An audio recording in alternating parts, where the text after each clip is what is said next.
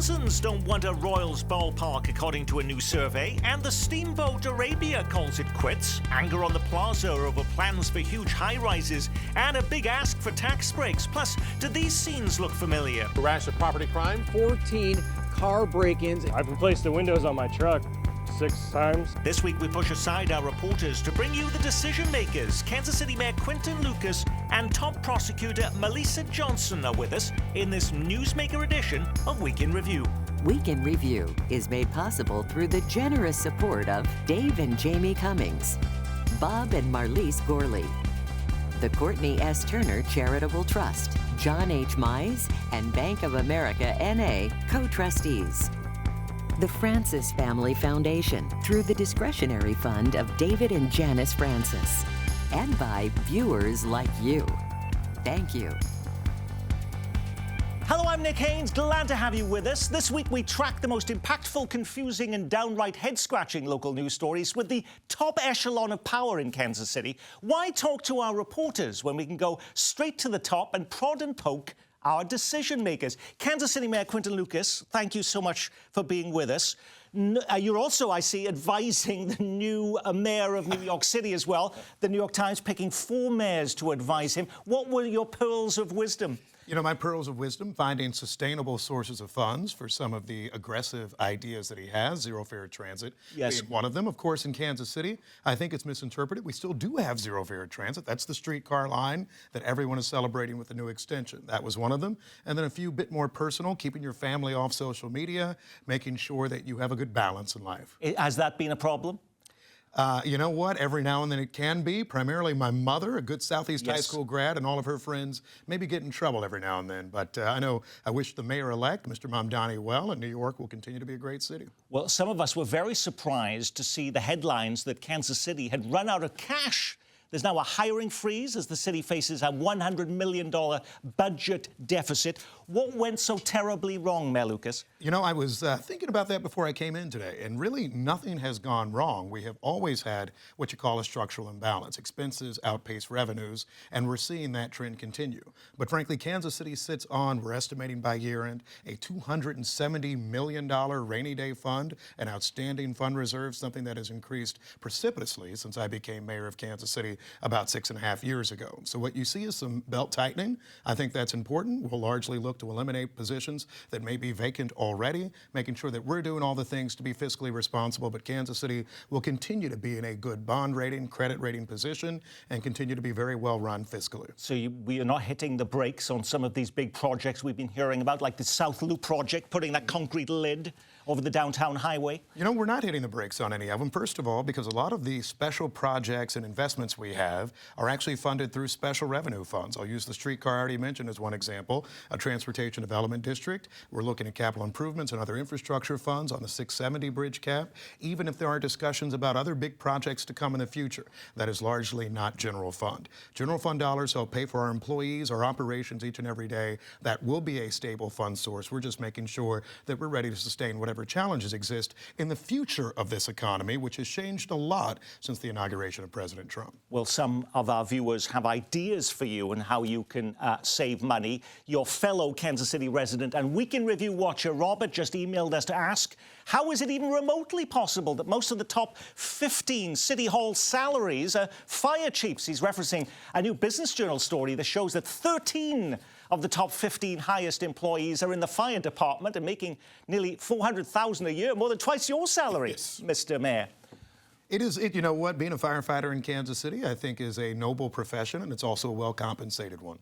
A goal of mine since I became mayor was to make sure that all of our employees saw pay increases. And so while there are some in our fire unions that certainly are making a good deal, everyone at Kansas City has seen strong pay increases over recent years, outstanding benefits, which is part of why we have that expense category that continues to increase. But I am proud to have government workers making good money. I frankly think more government workers should make more. I would like to improve it in sanitation, particularly our folks on garbage trucks and public works all throughout. We will continue to do this work, and we are estimating pay increases this year in Kansas City as well. Frankly, we're just trying to make sure we have everything ready to balance with the economic challenges that may come our way. Well, a new survey out this week shows even Kansans don't have much of an appetite for bringing a stadium closer to where they live. The Survey USA poll finds only 26% of Overland Park and Leawood residents think the Asperia campus at 119th and Knoll is the best place for a new Royals ballpark, while 40% say the Royals should stay at Kauffman Stadium, and only 13% prefer a downtown Kansas City location. Since that survey was released, are you now rethinking a downtown Royals ballpark, Mr. Mayor? Not at all. I had the fortune of going to the Chapel Roan concert this year. For those who don't know, this outstanding young singer from Southwest Missouri, she brought tens of thousands of people for 2 straight nights into downtown Kansas City. Throughout the weekend, we welcomed 100,000 people, basically to the same location that would be a downtown baseball park. And frankly, everybody raved about it. Security was great. Ingress, egress, outstanding. Downtown works for major events, and big cities do things like this where we can all come together. I share the view of many of my Johnson County friends in saying that I like Kauffman Stadium and Arrowhead Stadium too. I happen to believe the Chiefs will continue to play at Arrowhead Stadium, and we're keeping up that work, but I think it is the time for downtown baseball, and we'll keep up that pursuit going. And on this show, just between me and our videographer here, Sure. You're going to tell us what the final location of that ballpark is. You know, I have made predictions to you on this show for years. I realize this is probably our second straight year end. I hope there isn't a third straight where we talk about where the stadium will go. I think downtown makes a lot of sense. I hear the rumors on talk radio and everything else every 2 hours about what's happening. Yep. What I will say is this: Kansas City has always been in the conversation. It's steady. We don't report our most recent discussions, but we're proud of where we are with both of our teams, and I expect us to have more to share with you here in short order. And in fact, even though we never seem to know anything new about that issue, it's the thing we hear most about from our viewers. We also heard about it this week, like from Chris, who wants to know, how come you're willing to do anything to keep the Royals and Chiefs in town, but turning your back on the Steamboat Arabia Museum, which announced it's finally closing next year? I adore the Steamboat Arabia Museum. And what I do want to remind people, part of why I come talk to you, most of what we do has nothing to do with stadiums or sports teams. One may think, if they read the wrong headlines, that all we talk about are the Chiefs and Royals. That is not the case. The city has had conversations with Steamboat Arabia over the years. I have also had conversations with them. I went to the museum both as a young child and have been back since.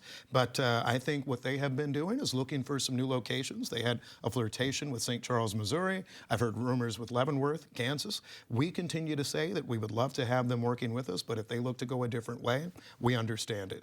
We always look to do business retention, whether it's big global reinsurance firms, sports teams, anything under the sun. We want them to stay in Kansas City, and we'll try to make sure we're as attractive as possible in doing so. Well, Bill wrote to us this week to ask, is there any money you're not willing to give to the new owners of the Country Club Plaza? Now, if you missed that news, there's a new wave of sort of outrage as the Plaza's new owners reveal plans to build a string of new high-rises around the shopping centre, including more than 700 apartments, and to fund it, they don't want to have to pay property taxes for the next 30 years, in addition to asking City Hall for more than $200 million in incentive help. Now, they're not going to move to Kansas. Yes. So do you need to provide that type of money to the Plaza? I think that what we need to do is look at what the future of the Plaza is. It is obvious that the Plaza in recent years has not been operating at the level many of us who grew up in Kansas City or who have known this community for a long time expect. We always knew there was going to be a substantial incentive ask and a substantial zoning ask. I think what we will have in a conversation over the weeks ahead is how to right-size all of it. Usually developers will start by asking for a good deal of change. I think it's up to us, not just at city government, but also the Port Authority, certainly the City Planning Commission boards, both of which I get to appoint the entirety, where I think they'll ask real questions about what's necessary for the future of the Plaza. We will never lose sight of our friends at Kansas City Public Schools, our other taxing jurisdictions, to make sure that this is a good balance. We want the Plaza to succeed, but we want our children to succeed as well. I think there's a way to get to a good balance there. Well, this weekend marks the 200-day mark for the biggest event in Kansas City history. The new FIFA World Cup Center opened this week inside Union Station, and hundreds of Kansas Cityans took part in a World Cup crash course to list their homes for the World Cup, now that the city is relaxing its rules and fees so you can legally rent out your home for $50. 650,000 visitors coming, and we have, what, 65,000 rooms available? I would not be surprised if throughout the month of the festivities that someone can bring in about $10,000 per bedroom. Our viewer Tracy writes, they're making alcohol available almost 24/7 during the World Cup, and now we're going to have drunken and angry loser soccer fans in all our neighborhoods.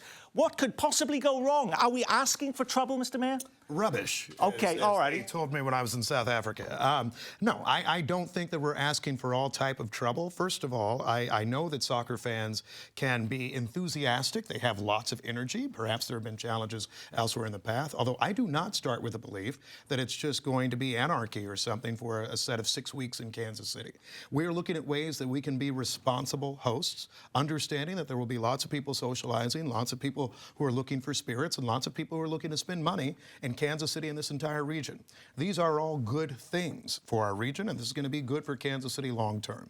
And so while we've relaxed short-term rental standards, or relaxed some bar and tavern standards, we think that it still has robust public safety as part of it. Every Kansas City, Missouri police officer is going to be working overtime during this period. Almost no off-duty will be allowed. We have wonderful mutual aid. I expect an outstanding set of weeks, one that will be safe, and more than anything, one that people are going to have great memories of what Kansas City was all about. We've never done it before, though. So what is the biggest thing that keeps you up at night thinking about that 200 days from now? You know, public safety isn't the thing that gives me the biggest concern. It's public transportation. As someone who has spent a lot of time at the Truman Sports Complex, and importantly getting back and forth from the Truman Sports Complex, I think making sure that we have adequate bus network, other ways through rideshare for people to get to the stadiums is a thing. And I will note I was overseas once, walked 7 miles with everyone else to the soccer stadium and back, and that is a normal thing people do. So we do need to tell our friends, before you start walking down 40 Highway or what have you to get there, we have a lot of other means to get folks there. So that's Or marching on I-70 to get to Yeah, Arrowhead Stadium, which you would see in other places. You absolutely would see in other places, and I think that is something we have to understand. I am someone who once jogged from my former home at 18th and Vine to Arrowhead Stadium before a game, so understanding that people think of different ways to get there is going to be an important part of what we do. In 17 months, the voters in Kansas City are going to be picking your replacement as mayor of Kansas City. You must be thinking about what happens next for you. What is Kansas City Mayor Quinton Lucas's next job? You know, I hear a lot of different thoughts on it. I was in Springfield, Missouri the other day, getting a chance to visit with folks in Southwest Missouri. I have enjoyed and appreciated public service in this community and importantly in this region. So do I think I've seen my last ballot? No. Have I seen my last Nick Haynes moderated debate? No, not necessarily. That being said, my focus is making sure we deliver what we need to in 2026 in Kansas City. We have public safety declines in terms of what are the challenges on shootings, on robberies, on thefts. We're proud of that. We're going to deliver a great World Cup. And so that's the primary focus now, but I know the politics will take care of themselves. When Missouri recently voted to change its political map, you teased a congressional run against Mark Alford, who, because you would be now living in his district, are you considering that campaign? Absolutely. Absolutely. I think it is, first of all, ridiculous, the change that was made and a total disrespect to Missouri voters, both in the city of Kansas City and in other regions. Smushing us all together, changing districts mid-cycle, breaking what have been generational traditions and rules in Missouri.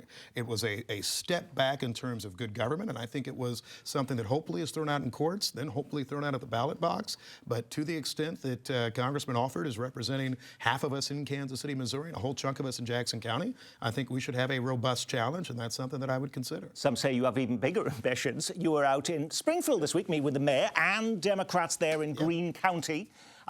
Is there something on a statewide basis that you're pursuing? You know, being governor is something that I think is incredibly exciting, dynamic, and interesting. It's more of a natural follow for someone who's used to being mayor, but, you know, that's a 2028 decision. So fortunately, we have some time to do good work in Kansas City, continue to deliver on our public safety goals, our economic development goals, which I'm proud of, and I think I'll keep making more trips around Missouri. I even do some around Kansas from time to time because I care about the future of this region. I'm a child of this region. I'm proud of what it did for me.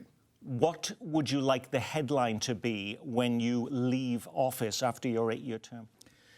Quinton Lucas fundamentally changed housing in Kansas City. 10,000 more affordable units is what we're striving towards. We have groundbreaking seemingly every week in that category. We continue to address how to get workforce level housing for the rest of our community. I think those are great strides. It doesn't get attention all the time in the same way that perhaps it did 6 or 7 years ago, because we have a lot of progress. And I also said this when I ran for mayor: you can walk and chew gum. You can build affordable housing and get great events and build great venues. We are resurrecting the plaza. We're making sure we bring a World Cup. We're also building affordable housing. I'm proud of the balance that we've had in running a great city. You have been watching Kansas City Mayor Quinton Lucas on Week in Review. Thank you. You know, I purposely didn't talk about crime with the mayor because crime is our next guest's sole job, and she's got her hands full with triple-digit murders, though they get most of the media attention. There's been a surprisingly high number of stories over the last couple of weeks about smashed-out windshields, car break-ins, and vehicle thefts in high-profile areas. A rash of property crimes in the city's Westport area. This time it involves car break-ins. According to KCPD, there were 14 car break-ins and 2 vehicle thefts. You don't really expect that just popping in a place in Westport for 20 minutes. I'm not shocked at all. So it's an ongoing issue. I've replaced the windows on my truck 6 times, 7 times. Brett said he didn't report the incident to the police because he's had no success getting help with his broken truck windows. It definitely hurts the wallet. Now, you'll remember last week it was 30 hotel guests at downtown's Hampton Inn and Suites that were cleaning up the glass. They came through and just ransacked like 25 or 30 cars. Very frustrating, and it's nerve-wracking because I got to stay here another night. Witnesses say it was more than 24 cars with their windows smashed out, and it was mostly out-of-state plates. Irritating, mad at myself, I guess, because, like I said, the reviews kind of said don't park here, but I did anyway. Jackson County Prosecutor Melissa Johnson, I'm fascinated to know when you turn on the news at home, when you see headlines like that, what is your reaction? Or do you not even turn on the news anymore because it's become so painful because you're in the top job? No, I definitely watch the news because obviously I want to see how these incidents are impacting real people, real residents of Jackson County. And of course, like most, I find it extremely frustrating, but we are allocating resources towards these problems to make sure that we can reduce the amount of property crime and theft, especially car break-ins that we see in our community. The last time you were on this set was when you were debating your opponent a year ago, yes. And this is what you said back then. With a wave of car thefts and home break-ins, one of our viewers, Thomas, wrote to us. He says, whoever is willing to prosecute property crime gets my vote. Is that you or you? Definitely me. Okay. And I have actionable, realistic strategies to get us there. And I will also start a brand new property crimes prosecution division that will be staffed with attorneys and law students so that we can expand our capacity and actually be able to hold more people accountable. All righty. Did you open that department and did you hire all those more people? In March of this year, campaign promises made and campaign promises delivered, Nick. In March, we launched the Crime Strategies Unit, which has a dedicated team of assistant prosecuting attorneys focused on the smaller subset of people that are causing the majority of the crime. A great example of the work of that unit happened in April when we were able to charge 5 out of 6 individuals believed to be responsible for over hundreds of non-residential burglaries and other property crimes as well. And yes, that unit does have law students assigned to it. You know, there's still a lot of social media criticism, though, that you must see yourself. In fact, we got a comment here from Chris, one of our own viewers, who says, should we surprise these things are happening? Even if the police catch them, the prosecutor just gives them a slap on the wrist. What is the public not seeing? The public is not seeing the data that is readily available on our website. That narrative just simply does not align with the daily work that we undergo on a regular basis. We, again, have assigned the Crime Strategies Unit to take a hard look at how we can hold more individuals accountable, and we have really strong conviction rates. But here's the thing, Nick. We can't prosecute what we never receive, which is why we launched an online dashboard and search engine where people can type in their police report number and see if it's even been submitted to our office for prosecution. The criminal justice system is convoluted and complicated. Most people think a crime has occurred and then automatically the individual is incarcerated. It does not quite work like that. And so we want to make sure that we are equipping people with the information and the education to actually know how the system proceeds and then make sure that we hold their hand every step of the way. It may not be your lived experience at home, but the Kansas City Police Department is out with new figures. And guess what? The KCPD claims crime is down in pretty much every major category. Look at these burglaries, down 17%, property damage down 36%, stealing down 20%, homicides 4%, non-fatal shootings down 32%. Now, when crime goes up, there seems to be no clear explanation of it as to why. Is there any explanation as to why crime is going down in all these categories, or is this just a data blip? I think there's a couple of explanations. Number one, we're collaborating better than ever before. Not only do I attend every Board of Police Commissioners to give the board an update, but we also have prosecutors assigned to all of the violent crime squads, assault squads, the homicide squads, etc., and even the robbery unit as well, to ensure that that real-time collaboration is happening even before the case is submitted to my office for prosecution, which just increases the likelihood that we'll be able to levy strong charges based on all of the evidence. And yes, accountability does play a role in reducing crime. It is not the exclusive answer, but is absolutely part of the answer. Why do you think it is, though, that we still see so much fear of crime in Kansas City, and why we still hear so much social media chatter from business owners here in Kansas City who say they've had enough, they're going to move over to Kansas? Because actual safety and the perception of safety are two different things. And some of the things that we have been doing under my administration to increase the perception of safety is making sure that we are pushing out data on a regular basis. The community deserves to know that crime is down in all categories. That's not a victory lap, but it can provide somebody that just had their car broken into some level of comfort that it won't happen to them again, or at least we're working together to ensure that it doesn't. Noticeably absent from that criteria and those different categories from the KCPD was domestic violence. Yes. We've had studies now showing that actually murders that are directly related to domestic violence are now almost at a decade high. Why is that if we're seeing so much progress in other areas?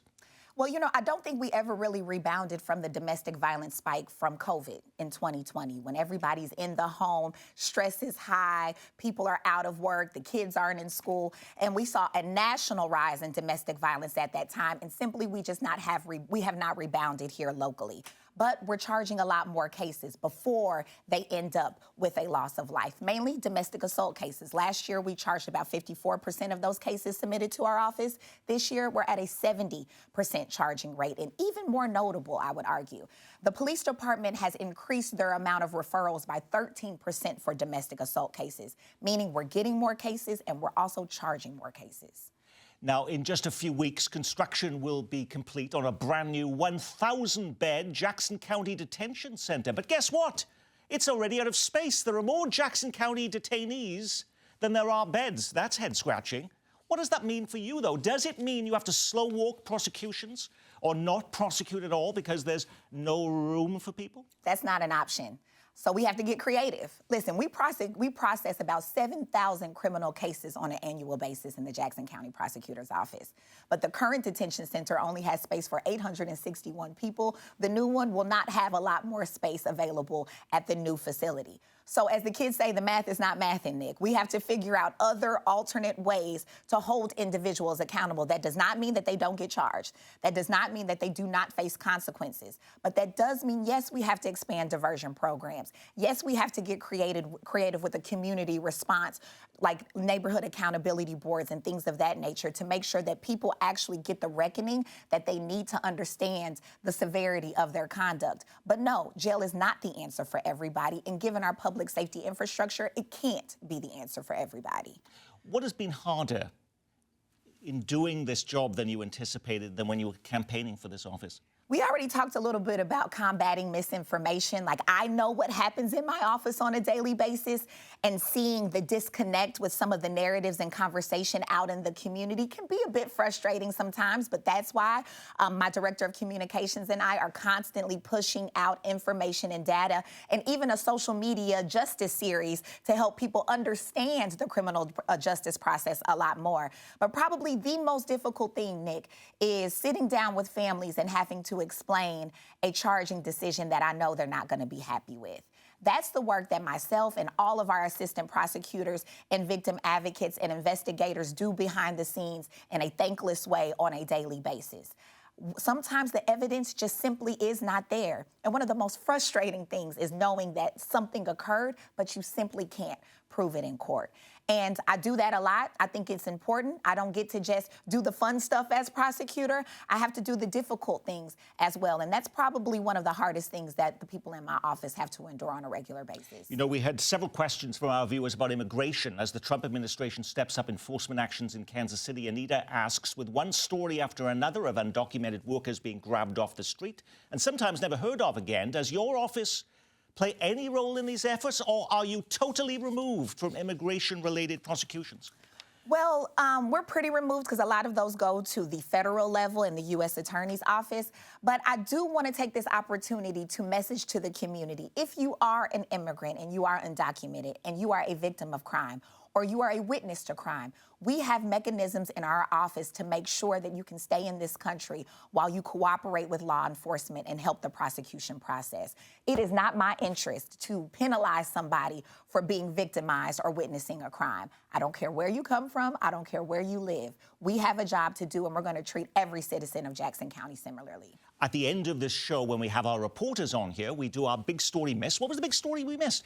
What was the big story the media misses about the Jackson County Prosecutor's Office? Save KC. We are making huge inroads with our new focused deterrent strategy. So Save KC is what, really? Save KC is a focused deterrent strategy based on the theory that if you identify those most likely to commit violent crime and you give them two options. Here, change your life with all of these resources we have to offer, or we will happily change it for you through robust enforcement and prosecution. Through this work, and many people might remember Nova when we had a historic low of homicides back in 2014, this strategy is very similar. But most of us, though, just see these as acronyms, these words that mean absolutely nothing to them. Well, it means a 40% reduction of homicides among Save KC participants and a 62% reduction in non-fatal shootings among Save KC participants. And remember, these individuals are considered to be some of the most dangerous in our community, and those drastic decreases amongst that population deserves to be noted. You have been watching Jackson County Prosecutor Melissa Johnson. Thank you for being with us on Week in Review. Yes, it took a year to get you back. Next week, by the way, there is no show as we launch into our holiday fundraising drive. I know you're disappointed,